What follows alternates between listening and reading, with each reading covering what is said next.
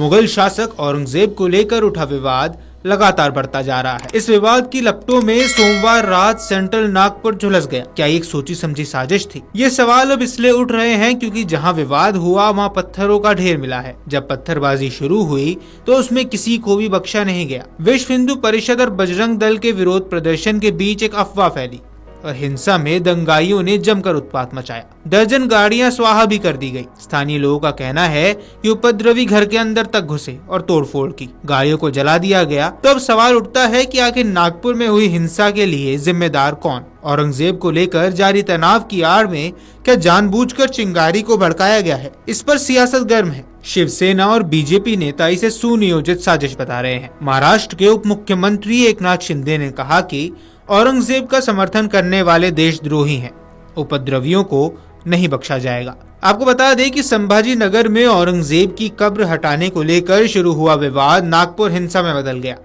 नागपुर में कई घरों और गाड़ियों को आग लगा दी गई। एक क्लिनिक में जमकर तोड़फोड़ हुई। यहाँ समझने वाली बात यह है कि एक अफवाह की बात शुरू हुआ। दरअसल एक अफवाह फैली कि मुगल बादशाह औरंगजेब की कब्र हटाने के लिए हो रहे प्रदर्शन में दक्षिणपंथी समूह ने एक धार्मिक किताब जलाई। हालांकि ऐसा कुछ हुआ नहीं था। जिसके बाद उपद्रवियों की भीड़ ने बवाल मचाना शुरू कर दिया, जिसके बाद एक समूह की भीड़ जुट गई और हिंसा पर उतर आई। पुलिस ने उपद्रवियों को काबू करने का प्रयास किया तो इस दौरान पुलिस पर ही पथराव कर दिए गए। पुलिस पर हमले में आम नागरिक और 3 पुलिसकर्मी घायल हुए। पुराने भंडारा रोड के पास हंसपुरी इलाके में रात 10:30 से 11:30 के बीच एक और झड़प हुई। अनियंत्रित भीड़ ने इस इलाके में कई वाहनों को जला दिया। इलाकों के घरों और क्लिनिकों में तोड़फोड़ की गई। वहीं आपको बता दें कि महाराष्ट्र के मुख्यमंत्री देवेंद्र फडणवीस ने नागपुर में हुई हिंसा की निंदा की है। उन्होंने कहा कि ये हिंसा और दंगे पूर्व नियोजित लगते हैं। किसी को भी कानून व्यवस्था बिगाड़ने की इजाजत नहीं है। महाराष्ट्र में शांति बनाई रखनी चाहिए। सीएम ने बताया कि हिंसा में 33 पुलिसकर्मी घायल हुए,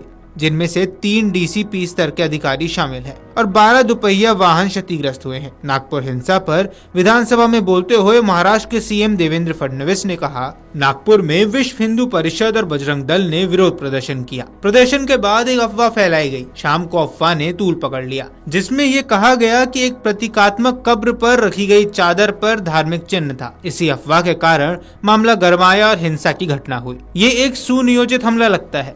किसी को भी कानून व्यवस्था अपने हाथ में लेने की इजाजत नहीं है। देवेंद्र फडणवीस ने खुलासा किया कि हिंसा स्थलों से पत्थरों से भरी एक ट्रॉली मिली है। वहीं कुछ खास घरों और संसाधनों को निशाना बनाया गया। एक डीसीपी पर कुल्हाड़ी से हमला किया गया। हम निश्चित रूप से कार्रवाई करेंगे और जिन्होंने कानून और व्यवस्था को अपने हाथों में लिया है उन्हें बख्शा नहीं जाएगा। पुलिस पर हमला बर्दाश्त नहीं किया जाएगा। नागपुर हिंसा में पुलिसकर्मियों को लगी चोट के बारे में बताते हुए उन्होंने कहा कि पुलिस पर हमले बर्दाश्त नहीं किए जाएंगे। हिंसा में शामिल लोगों के खिलाफ सख्त कार्रवाई की जाएगी। उन्होंने बताया कि 3 पुलिस उपायुक्त डीसीपी घायल हुए हैं। एक डीसीपी पर कुल्हाड़ी से हमला किया गया। फडणवीस ने आगे कहा, कुल 33 पुलिसकर्मी घायल हुए हैं, जिनमें 3 डीसीपी शामिल है। 5 घायल नागरिकों में से 3 को छुट्टी दे दी गई है और एक अभी भी आईसीयू में है। उन्होंने बताया कि नागपुर के 11 पुलिस स्टेशनों में निषेधाज्ञा लागू कर दी गई है। मामले में 5 अलग अलग एफआईआर दर्ज की गई हैं। वहीं इसी बीच महाराष्ट्र में सत्तारूढ़ महायुति और विपक्ष मंगलवार सुबह विधानसभा परिसर में आमने सामने आ गए। दोनों पक्षों के विधायकों को एक दूसरे के खिलाफ नारे लगाते हुए देखा गया। शिवसेना नेताओं ने औरंगजेब के मकबरे को हटाने की मांग करते हुए विरोध प्रदर्शन किया।